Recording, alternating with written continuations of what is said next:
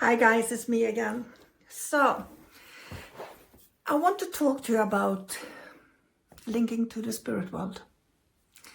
When I started my development, I have to sit in a meditation and I had to open all the chakras.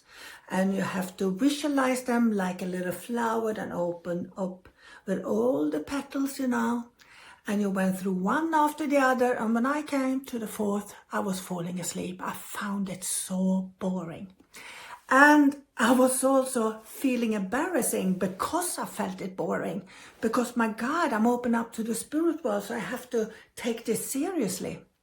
But you know what? I didn't even realize until many years afterwards when I went down into a meditation, as they said.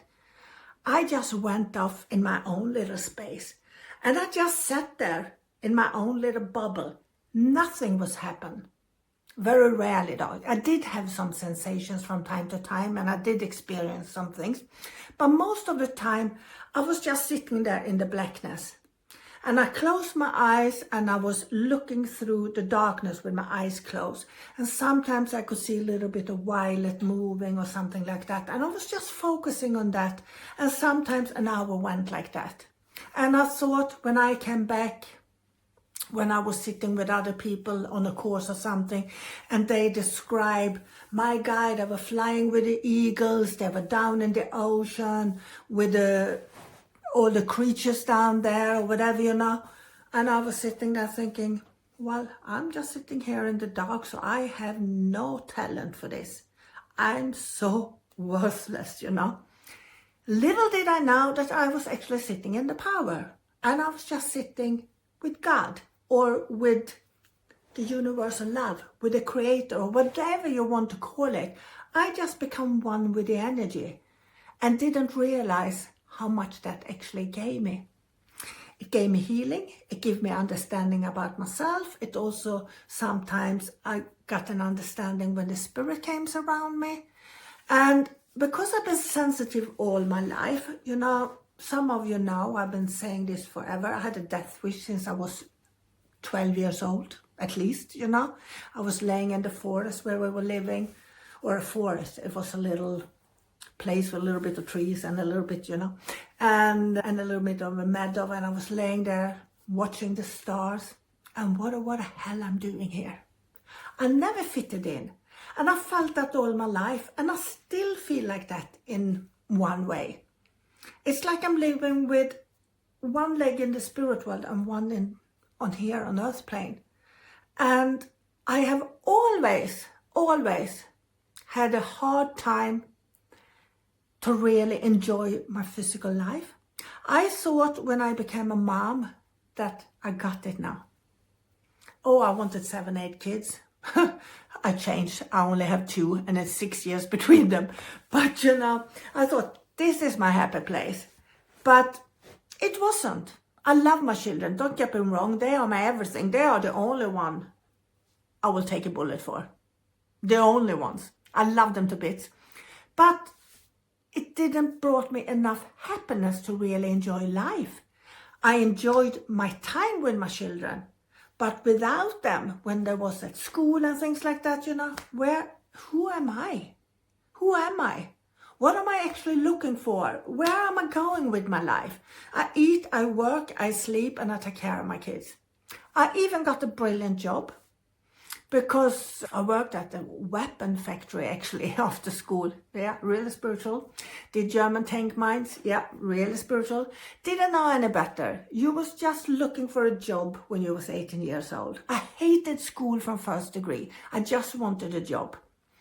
When that went into bankruptcy, we can say, so they shut down the factory, I had an opportunity to go up in the north of Sweden and learn an old handcraft.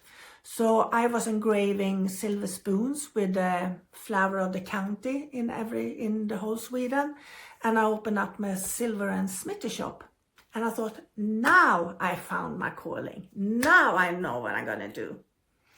So I became quite skilled, if I have to say it myself, on hand engraving little things. And I did my own christening collection that I sold to the jewelry stores in Sweden.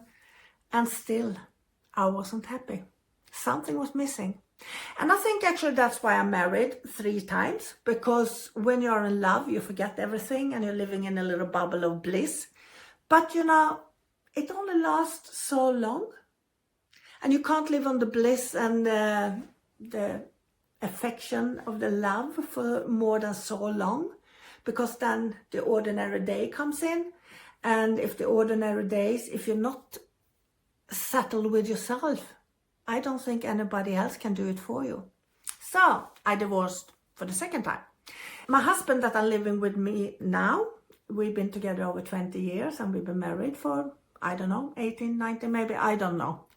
I'm not a very romantic person in that sense. I don't even know when we got married. I know where we got married, but I don't know the date. But it doesn't matter really, because when I met my last husband, I was on a journey to finding myself, and he allowed me to find myself. He encouraged me to be myself, to just be me and not trying to be someone else. And it's been hard. It's been really hard because I came from a very abusive relationship before him. So I wanted him to pamper me more than he did. But you know, he's giving me the greatest gift of love by allowing me to grow for myself. And I found that back in the day very hard, but I'm very, very thankful for him today. Because today I don't need to ask him for permission for my thoughts. I don't need to ask him permission to write a mail. I don't need him to control my calendar or whatever, like my ex-psychopath did. So he taught me to be independent. And even if he'd done that, I'm so dependent of him, because he's my best friend. He's my life, and he allowed me to be me. And I'm very thankful for that, because I don't believe it's that easy all the time. And because I have my backpack, so to speak, with all my issues, it has taken time.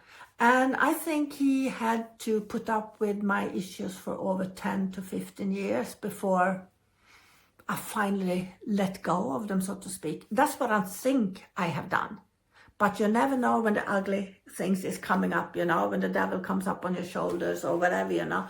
Because I always say, self-awareness in all honest, but I'm the biggest liar to myself.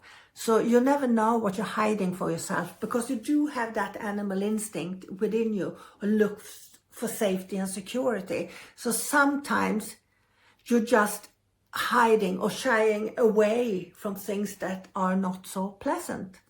And sometimes you're not aware of it until it creeps up on you and it really hits you in the forehead, you know. So, but that's how it is. Life is strange and it's really beautiful. And I do love the combination of it, but I shall be really, really honest with you.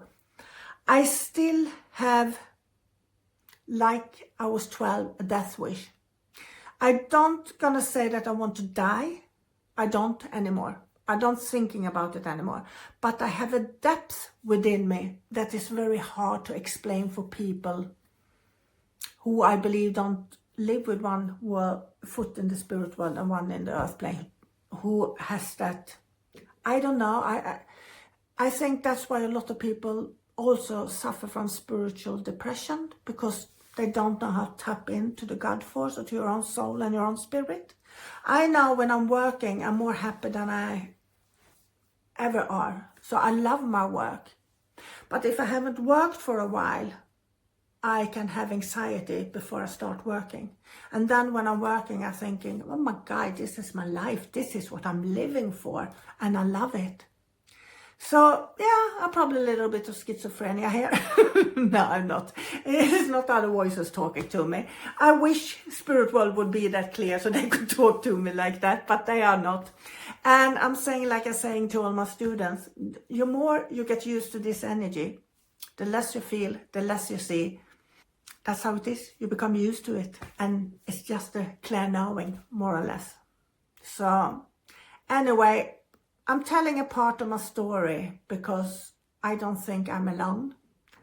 There might be others out there who listen to this and think, oh my God, I'm not allowed to feel like I don't belong anywhere, that I don't know my purpose, don't know what I'm going to do with my life, you know, just taking one step at a time and surviving life, so to speak.